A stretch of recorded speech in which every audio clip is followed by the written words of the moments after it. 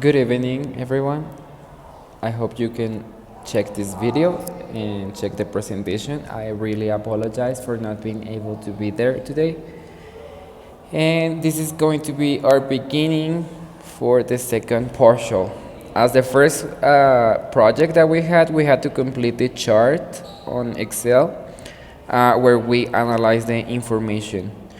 And now we are gonna analyze why. What is important to collect information? Why is it important to storage that information into machine readable format? And when we create a bunch of lists, a bunch of corpuses, it is called corpus to the list of words organized in a type of way. Here we are gonna focus on using corpora in translations. It's another form. We're gonna answer these questions at the end. And corpora is one of the fastest growing tools in linguistics. It is quite been as it is now since the 90s. It has revolutionized all the branches of linguistics. And that's the basis of the apps that we use, such as Google Translate, ChatGPT. All of them use corpora, linguistic corpora. It proposes that a reliable analysis of language is more feasible with corpora collected. And here, by this word, feasible, is more is way easier to be analyzed in that way when we can number. In the broad sense, text existing in linguistic theory to generate and verify new linguistic hypotheses and has textual evidence. We can check what is the proportions, the numbers that make the language as it is, what is the most common way to use. We can analyze a whole text by how the information is analyzed, by its collocations, by contrastive, and all that. And where can corpora can be applied? Corpora can be applied in contrastive linguistics, in translations, as we've seen during this course, during the previous sessions, where we have analyzed different forms to organize language and to know what are the decisions that we are making and if those decisions have some foundation or maybe they are just a theory. Interpreting studies uses corpora in a similar way that we use it. In translation, we also collect data that we can later use it, so we don't have to make those decisions again. Let's say that we already decide that for age, we are going to use certain structure. So in translation, there is forms where those words that we have already decided or the most important or harder to translate words can be stored and just be checked whenever we need them. In language teaching, we use these formats to check, for example, if we don't know a word, I can just simply go here and type maybe, I don't know, 包括.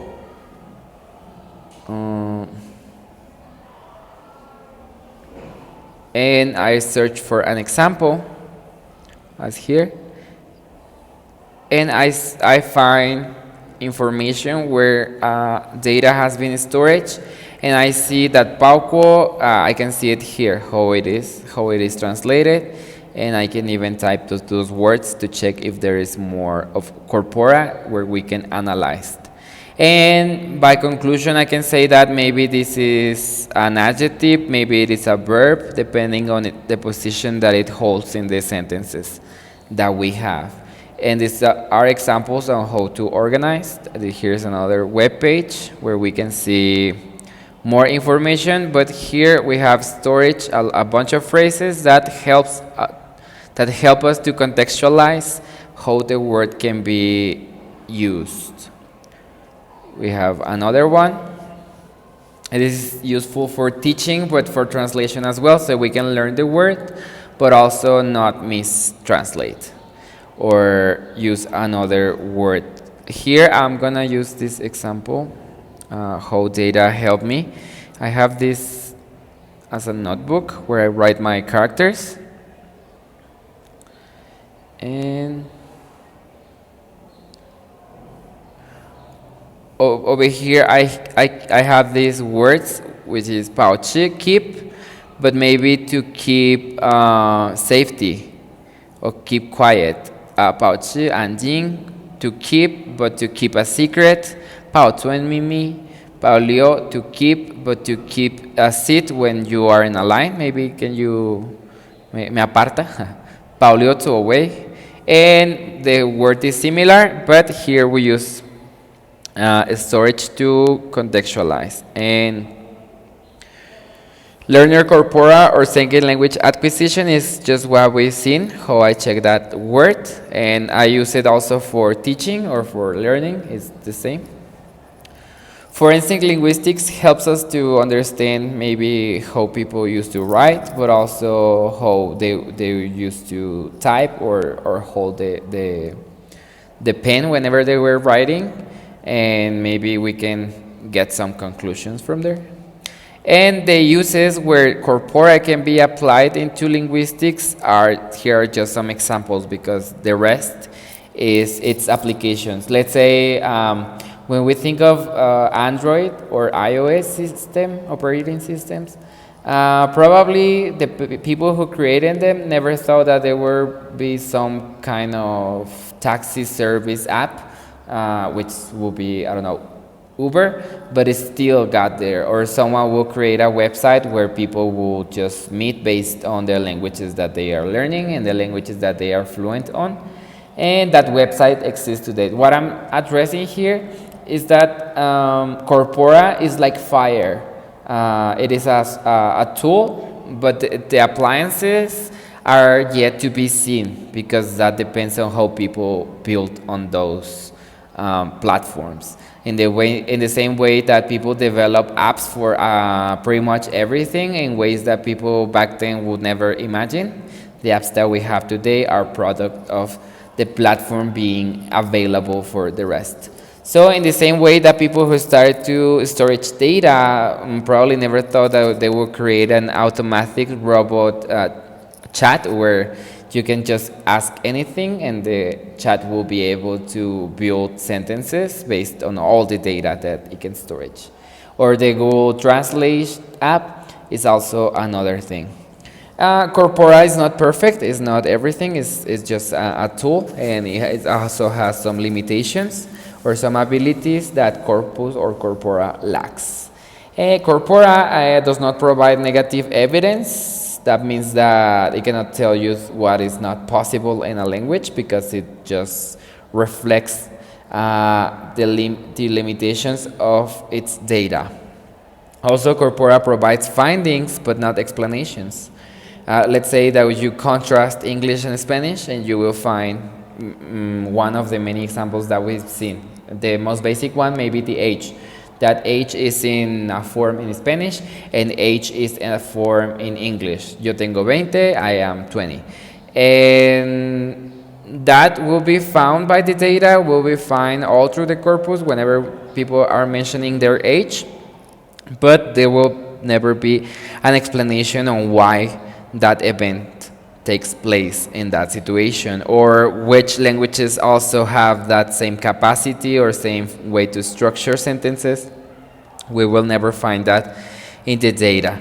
Also, corpus suggests boundaries but cannot define them. As we've seen, collocations are fixed structures that define extralinguistic reality, but those boundaries or those limitations are just said to be in a place during a specific time. That means that in the future, a collocation can exist or can stop being commonly found. Collocations or those limits are temporary. Maybe not for us because language doesn't change that fast, but if we analyze the history of a language, we will find that ways of speaking become mainstream and then become old and then become mainstream again and some come back and also the corpus, which is contextualized in a specific way, will find its inner findings, will have its inner findings its inner conclusions and how the data is analyzed, but it still has some limitations. A corpus refers to the tool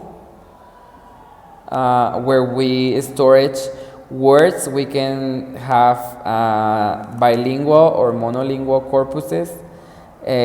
We can have bilingual but not directly translation in settings. Let's say that we have an article on psychology and we have another in Spanish and then we have another one in English, and that's everything we have to build corpus, to build corpora. In bilingual settings there is where we can see Harry Potter and the Goblet of Fire, and we've seen Harry Potter y el Cáliz de Fuego, and we've seen the decisions that the original author and the translator took, and we can create our data. But then we find some other places where that cannot be the case, but because the settings are not bilingual. Instead, we have similar articles that have some common ground that we can use to find the equivalence of words. This is for corpus. Token. A token addresses to words. Let's say that how many words do we have, regardless if they are repeated. And type is basically the same, but instead type refers to the ones that are repeated. Let's say that if we have the word government and then it appears government, it will mean that we have two tokens on government but one type because it is repeated. Or we can say in linguistics, a token is an instance of a sequence of characters in some particular document that are grouped together as a useful semantic unit in processing. And type is a unique occurrence of tokens in a corpus. For example, the sentence, the cat sat on the mat. There are 6 tokens, but only 5 types because the is repeated. The cat sat on the mat. The cat sat on mat. That will be the types. The concordance is an alphabetical list of the principal words used in a body or in a book or body of work, with their immediate context. What we did here is concordance. What I did in here, I learned the word pauchi, which is keep, but I wanted to know which words can be in company of keep, of pauchi. And I said, oh, it's quiet, keep quiet, but never secret. Keep secret will be pauzuen, that it's the concordance of those 3. Because for me, it was hard to identify the difference between pauchi, pauzuen, and paulio. But then, when I saw the concordance, it is way easier for me. And now, going to frequency data, this refers to the count of how often each word type occurs in a corpus. Let's say, again, of the example of the cat sat on the mat, which we have 5 types, and we have the frequency that the appears twice in that text. We can reveal patterns about how language is used by taking accountability.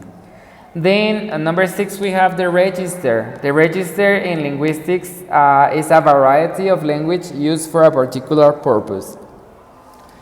We have formality, how you speak with friends, family, teachers, and so on. How you speak in academic settings or in academic writing, and how that is a register of English.